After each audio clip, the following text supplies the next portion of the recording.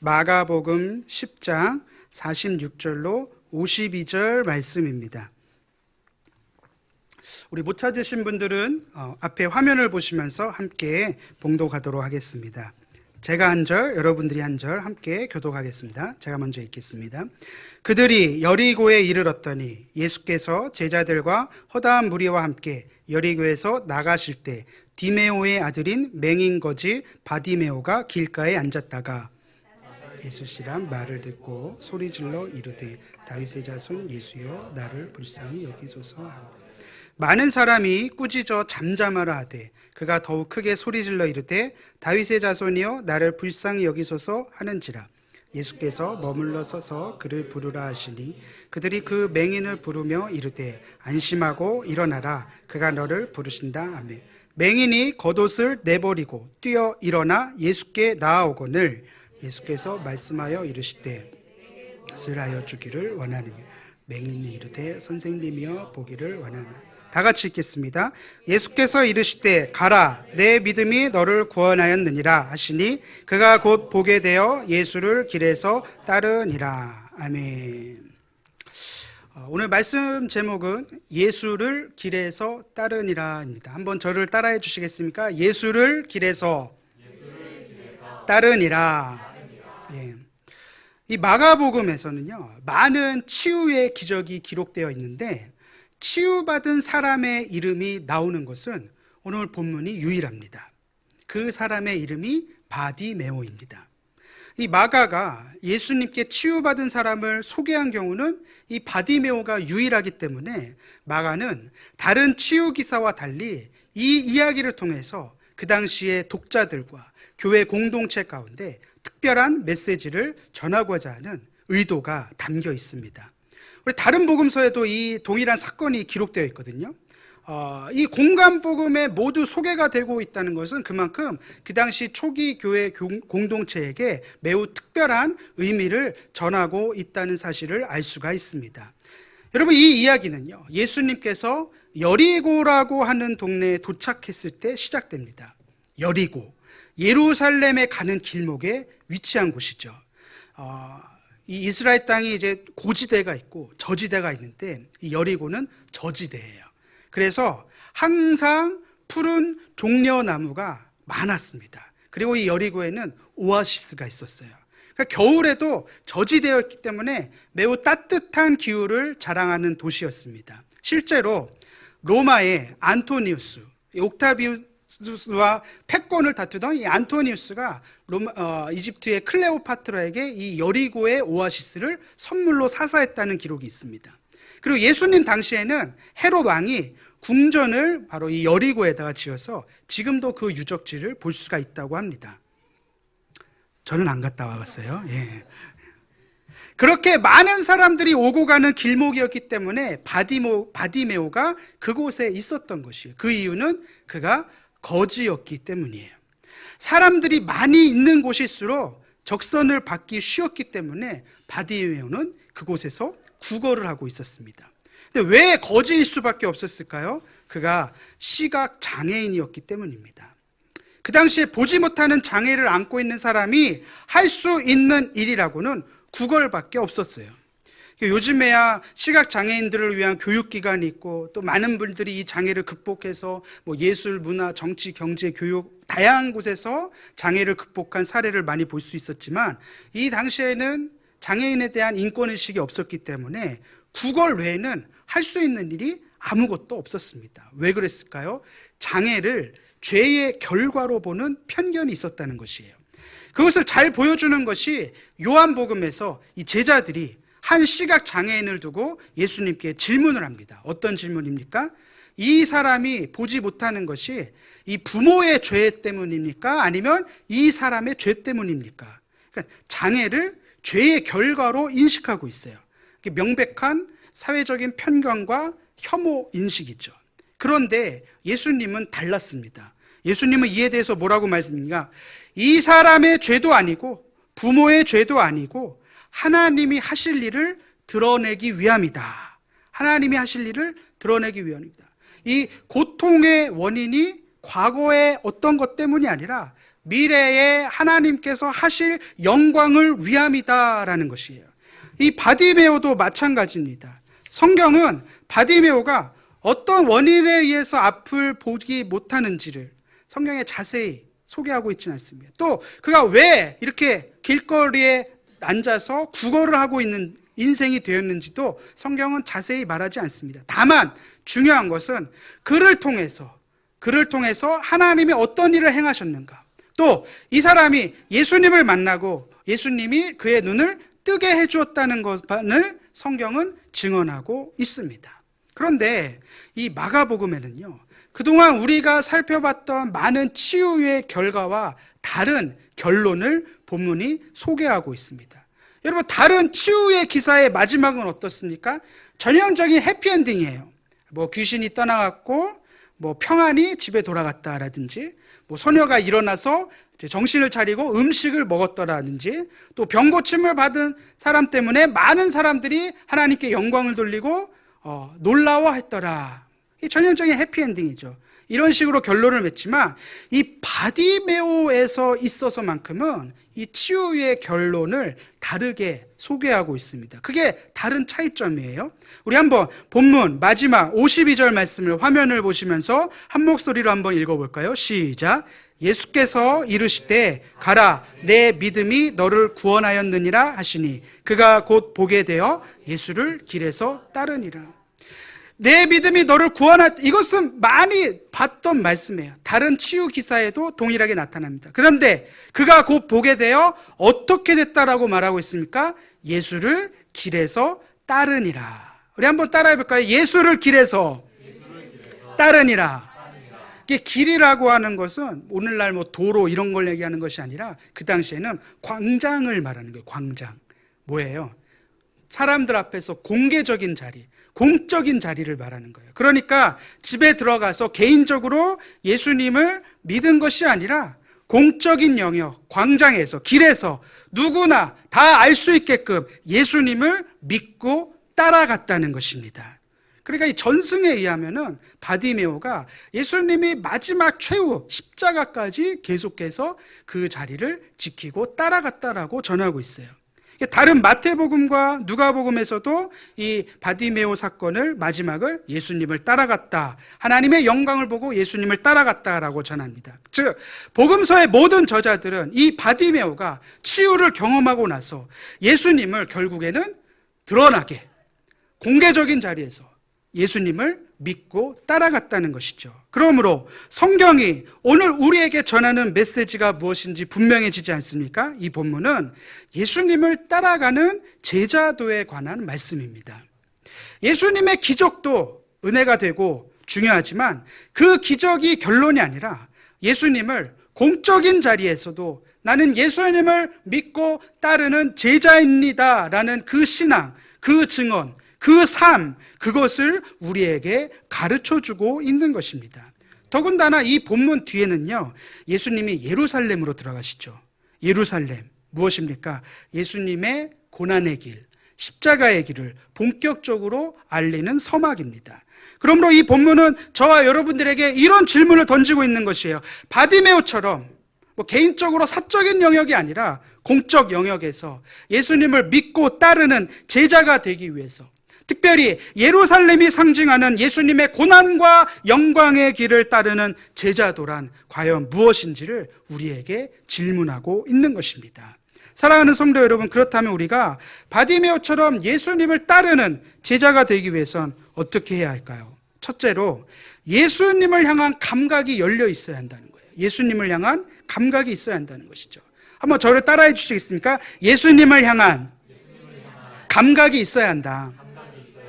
여러분, 예수님을 따라가는 제자도에 있어서 가장 먼저 예수님을 향한 감각이 열려 있어야 돼요. 우리 영적인 감각이라고 말할 수도 있겠고, 예수님을 향한 감수성, 예수님을 향한 감수성, 또 예수님을 향한 영감이라고도 말할 수 있습니다. 여러분, 사람에게는 오감이 있죠. 시각, 청각, 후각, 촉각, 미각. 오감이 하는 역할이 무엇입니까? 감각을 통해서 사물을 인식하고 사람들하고 소통하는 것이죠. 이 사람들에게 감각이 매우 중요한 도구 아닙니까? 요즘에 뭐 육아에서도 오감을 깨우는 육아, 그래가지고 아이들의 감각을 어릴 때부터 깨우쳐 주려고. 이 바디메오는요, 사실은 이 오감 중에서 가장 중요한 시각이 망가져 있었던 것이죠. 시각 장애가 있었던 것이죠. 분명한 것은 이 핸디캡이 얼마나 그의 일생을 어렵고 불편하게 만들었을까요? 잘 씻지도 못하고 잘 먹지도 못하고, 제일 안타까운 것은 그런 시각 장애를 향한 편견, 그 편견 때문에 그가 할 수 있는 일이라곤 구걸밖에 없었다는 사실이에요. 그런데 이런 장애를 갖고 있는 사람들에게 공통적으로 나타나는 특징이 있는데, 그것은 한쪽의 감각이 고장나거나 마비가 되면 다른 감각이 상대적으로 발달하기 마련입니다. 여러분, 이른바 서번트 증후군이라고 들어보셨습니까? 이 발달 장애가 있는 분들에게 100만 분의 1 정도 나타나는 증후군인데, 어떤 특정 영역에서 천재성을 발휘하는 거예요. 예를 들면 장애가 있는데 얘는 한 번 들은 음악은 피아노로 다 연주가 돼요. 그리고 한 번 본 사진이나 뭐 풍경이나 이런 거는 아주 똑같이 실사와 같이 그리는 그런 천재성을 발휘하는 거죠. 뭐 전화번호부를 통째로 외운다든지, 혹은 엄청난 연산 능력이 있어서 서기 몇 년도 몇 월 며칠이 무슨 요일이냐 그러면 1초도 만약에 무슨 요일이라고 계산이 되는 이런 천재성을 다른 감각이 발달한다는 것이죠. 아마 바디메오도 시각적인 장애가 있었기 때문에 다른 감각이 발달했을 것입니다. 특별히 청각이 발달했겠죠. 왜? 생존하기 위해서. 듣는 감각으로만 생존하기 위해서 수년, 수개월을 살았다는 것이죠. 그런데 그에게 예수님의 소문이 들린 것이에요. 예수님이 행한 일들에 대해서 듣기 시작합니다. 예수님이 귀신을 쫓아내고 병자를 고쳐주고, 예수님이 서기관들과 바리새인들하고는 다른 가르침, 천국이 너희 것이다, 회개하고 하나님 나라를 믿으라, 복음을 들어라, 이러한 메시지를 바디메오가 들으면서 예수님이 어떤 분인지 그가 내린 결론이 이것입니다. 우리 본문 47절 말씀을 다 같이 화면 보시면서 한 목소리로 읽어보도록 하겠습니다. 시작. 나사렛 예수시란 말을 듣고 소리질러 이르되 다윗의 자손 예수여 나를 불쌍히 여기소서 하거늘. 여기서 바디메오가 예수님을 뭐라고 부르고 있습니까? 다윗의 자손 예수여. 여러분, 이 말을 통해서 우리는 무엇을 알 수 있습니까? 바디메오가 일찍이 구약 성경을 알았고 예수님을 메시아로 여겼던 결정적인 증거가 바로 이 말에서 찾을 수가 있습니다. 다윗의 자손이라는 것은 이 다윗의 자손을 통해서 장차 우리들의 문제와 고통 가운데 구원해 줄 메시아가 날 것이라는 구약 사상을 바디메오가 알았다는 것이죠. 그런데 바디메오는 그 메시아가 바로 예수님이라고 믿었던 것입니다. 그러니까 예수님을 향한 믿음, 예수님을 향한 감각이 있었다는 것이죠. 저분이야말로 내 장애를 고쳐줄 분이시다. 저분이야말로 나를 이 장애로부터 구원해 주실 메시아임에 틀림없다라고 인식했다는 증거입니다. 비록 눈이 보이지 않는 장애를 갖고 있었지만 확실한 것은 바디메오는 예수님을 메시아라고 인식한 영적인 감각이 있었다는 것이에요. 영감이 있었다는 것이죠. 여러분, 우리 시대에 정말 필요한 감각이 있다면 그것은 무엇이겠습니까? 예수님을 향한 감각, 예수님이 어떤 분이신지를 깨달을 수 있는 영적인 감각이 있어야 우리가 예수님의 길을 따라가는 제자도의 길을 갈 수 있다는 것이에요. 여러분, 오늘날 많은 그리스도인들조차 예수님이 어떤 분이신지를 인식하는데 애를 먹고 있습니다. 왜 그렇습니까? 정보의 홍수 시대에 살면서 정작 예수님을 향한 감각은 둔화되고 퇴화되기 때문이에요.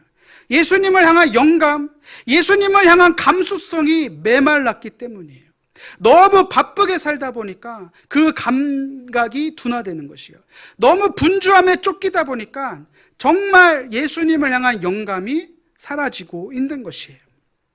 뭐 핸드폰만 열어도 설교가 쏟아져 나오는 시대에 살고 있지만 정말 중요한 것, 내가 예수님을 내가 개인적으로 어떻게 느끼고 교제하고 있는가, 이 영적인 감각이 있느냐, 이것이야말로 우리 시대에, 우리 교회에, 그리고 저와 여러분들에게 반드시 필요한 감각이라고 믿습니다. 그리고 목사인 저도요, 예수님을 향한 감각을 놓치지 않으려고, 그 영감을 놓치지 않기 위해서 매일매일 몸부림칠 수밖에 없어요. 남들보다 새벽에 더 일찍 일어나서 성경을 펴고 묵상하고 기도해야 합니다. 또 왜 하필 새벽이냐? 남들이 방해하지 않는 시간이기 때문이에요. 뭐 또 그때만 하면 되냐? 여러분, 일상 가운데서도 끊임없이 성령 하나님과 교제하지 않으면, 잘 들으세요, 저도 종교 사기꾼이 될 수 있어요. 명심하시기 바랍니다. 목사라고 해서 다 믿으면 안 돼요. 제가 종교 사기꾼이다 이런 얘기 하는 거 아니에요. 갑자기 표정이 자꾸 이렇게. 요즘 세상에 종교를 빙자한 사기꾼들이 얼마나 많습니까? 날마다 예수님을 향한 감수성이 메마르지 않도록 깨어 근신하여 기도하는 우리 광교순복음교회 권속들이 되시길 주님의 이름으로 부탁드립니다. 바쁠수록 더 예수님을 향한 감각을 잃어버리면 안 돼요. 바디메오는 비록 볼 수 있는 감각은 망가졌지만 그가 예수님이 어떤 분이신지를 제대로 인식하고 있지 않았습니까? 우리는 볼 수 있는 눈이 있지만 여전히 예수님을 향한 감각이 메말랐다면 바디메오보다 더 나은 사람이라고 말할 수 있을까요? 한때 어떤 영화에서 나온 대사가, 저는 이제 영화라는 것이 시대를 보여주는 하나의 시대를 나타내주는 도구라고 보는데, 예전에 아주 이상한 괴상한 영화가 나왔었죠. 근데 그 영화에 매우 중요한 대사가 나오죠. 멋이 중헌디. 네. 멋이 중헌디! 막 절규하잖아요. 네. 그 대사가 무엇을 말합니까? 정말 지금 우리가 살고 있는 이 시대가 뭐가 정말 중요한 것인지를 분별하지 못한 채 저마다 중요하다고 생각하는 것을 신기루처럼 찾아다니는, 쫓아다니는, 쫓겨다니는 세상이라는 것이죠. 사랑하는 성도 여러분, 우리 인생에 있어서 정말 가장 중요한 것이 무엇입니까? 예수님을 향한 감각이 열려 있어야 한다는 거예요. 예수님이 우리에게 찾아오실 때, 예수님이 우리에게 말씀하실 때, 예수님이 우리 마음에 감동을 주실 때 그것을 깨달을 수 있는 영적인 감각, 감수성이 메마르지 않기를 주님의 이름으로 축복합니다. 우리의 귀가 항상 예수님의 말씀, 예수님의 음성을 들을 수 있는 영적으로 예민한 귀가 되기를 주님의 이름으로 부탁드립니다. 두 번째로, 우리가 예수님을 따라가는 제자도에 있어서 중요한 것은 예수님과 나 사이에 있는 문제와 장애물을 극복해야 한다는 것이죠. 따라갑시다. 문제와 장애물을 극복해야 한다. 언제나 나와 예수님 사이에 막혀있는 장벽, 그 모든 문제를 극복해야 한다는 것이죠. 바디메오가 예수님 앞에 나와서 확 소리를 지릅니다. 이게 보이지가 않으니까, 예수님이 어디쯤에 계신지를 모르니까 더 크게 소리를 지를 수밖에 없었겠죠. 근데 이를 본 사람들이 꾸짖습니다. 아, 되게 시끄럽네. 아, 진짜 뭐 이러면서 핀잔도 듣고 얼마나 마음이 힘들었을까요? 그런데 그 모든 편견을 바디메오는 무릅쓰고 소리를 더 지릅니다.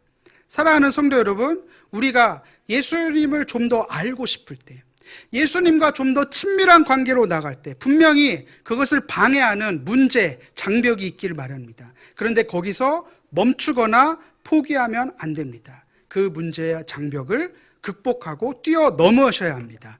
바디메오는 예수님과 나 사이에 가로막혀 있는 문제의 장벽을 어떻게 뛰어넘었습니까?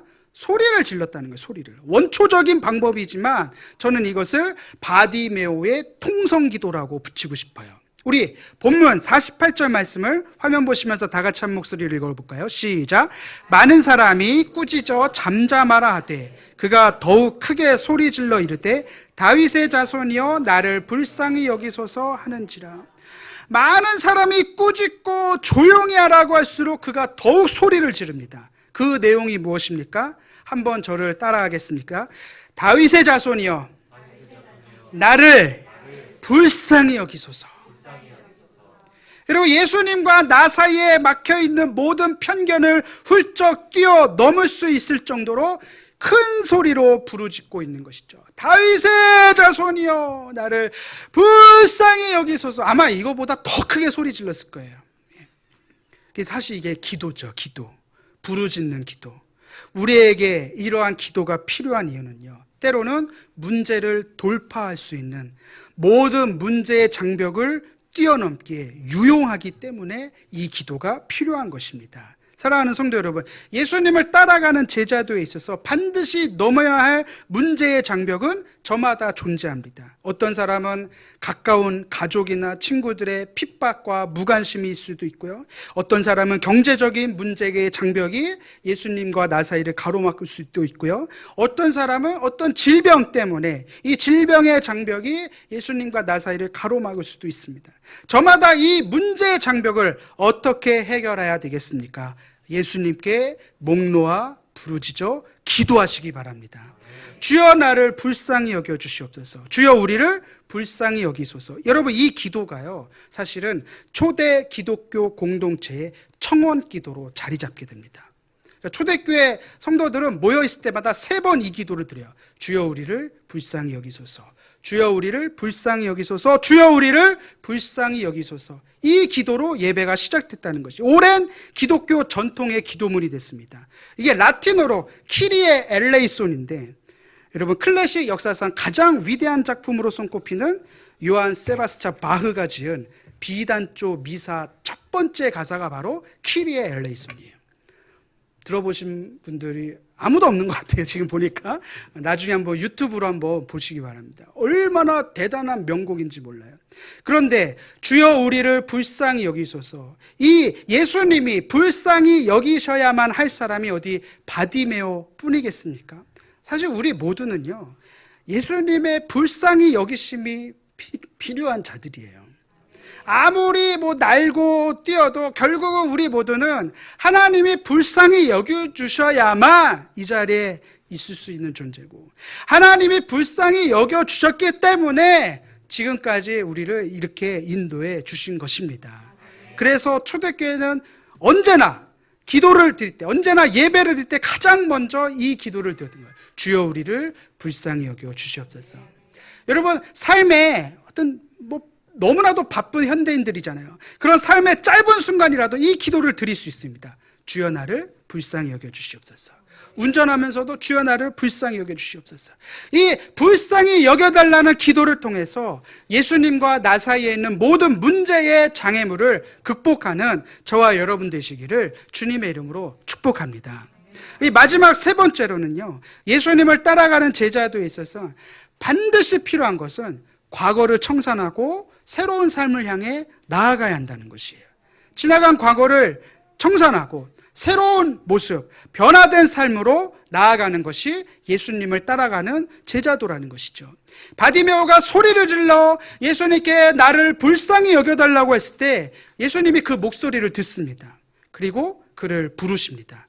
여러분, 우리가 목 놓아 간절히 부르짖을 때 예수님 우리 기도를 들어주세요. 그때 바디메오가 어떻게 했을까요? 다 같이 우리 본문 50절 말씀을 화면 보시면서 한 목소리로 읽어보도록 하겠습니다. 시작.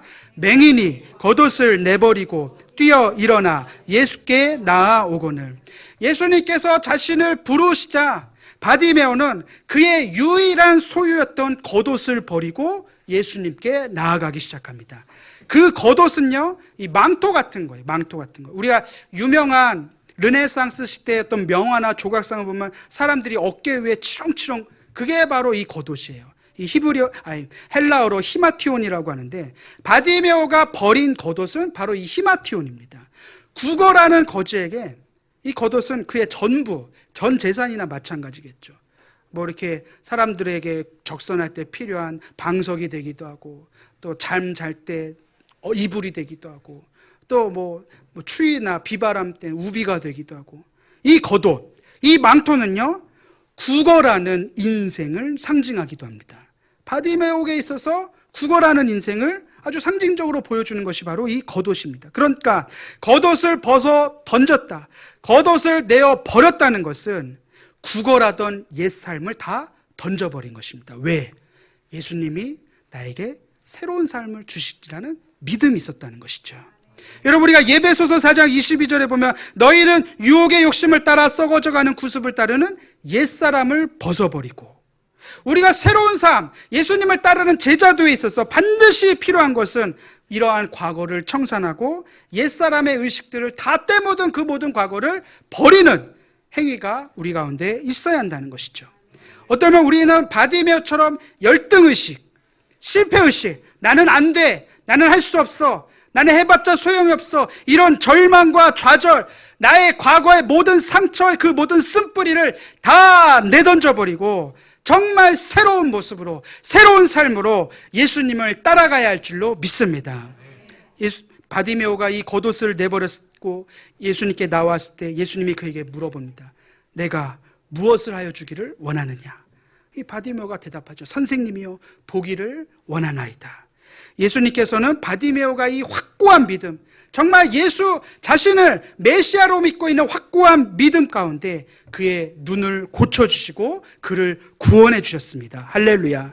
우리가 믿는 예수님, 그 믿음으로 나아갈 때 하나님은 우리에게 기적을 베풀어 주십니다. 내 믿음이 너를 구원하였느니라. 내 믿음이 너를 구원하였느니라. 바디메오가 눈을 뜨게 된 것이죠. 여기서 바디메오가 보게 되었다 라는 말은요, 하늘을 본다라는 뜻도 있어요. 위를 본다, 다시 본다, 다시 본다라는 뜻과 위를 본다, 하늘을 본다. 이것은요, 바디메오가 육신의 눈만 뜨여진 것이 아니라 하나님 나라를 보게 된 것이죠.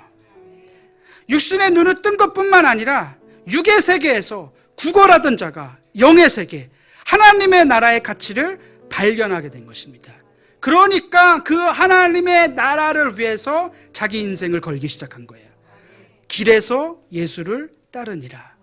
누구에게도 감추고 그런 것이 아니라, 사적 영역에서만 예수님을 고백하는 것이 아니라, 더군다나 이 바디메오는 전승에 따르면 십자가 그 죽음의 골짜기까지도 예수님을 끝까지 따라가는 제자가 된 것이에요.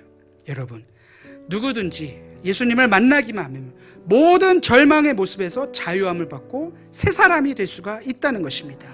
사랑하는 성도 여러분, 예수님의 제자가 된다는 것은 예수님을 향한 감각이 항상 살아있는, 예수님을 향한 감수성이 항상 메마르지 않는, 전에는 몰랐는데 이제는 영적인 세계가 보이기 시작하고 예수님이 성경 속에 갇혀 계신 분이 아니라 나의 삶에 실제하시는 예수님으로 역사하기 시작한다는 것을 의미합니다. 사랑하는 성도 여러분, 그 예수님의 제자도를 함께 따라가시기를 주님의 이름으로 축복합니다. 여러분 앞에 있는 모든 장애물과 모든 문제를 뛰어넘어서 예수님을 따라갈 수 있는 제자도가 되시기를 주님의 이름으로 축복합니다. 오늘 우리가 함께 기도할 때 이 바디메오가 했던 기도를 했으면 좋겠어요. 주여 나를 불쌍히 여겨주시옵소서. 정말 소리를 질러서 그 모든 영적인 문제, 육의 문제, 모든 환경의 문제, 그런 모든 문제를 넘어서서 기도할 수 있는, 그래서 우리의 모든 과거가 벗어던져지고 새로운 삶으로 나아가는 저와 여러분 되시기를 주님의 이름으로 축복합니다.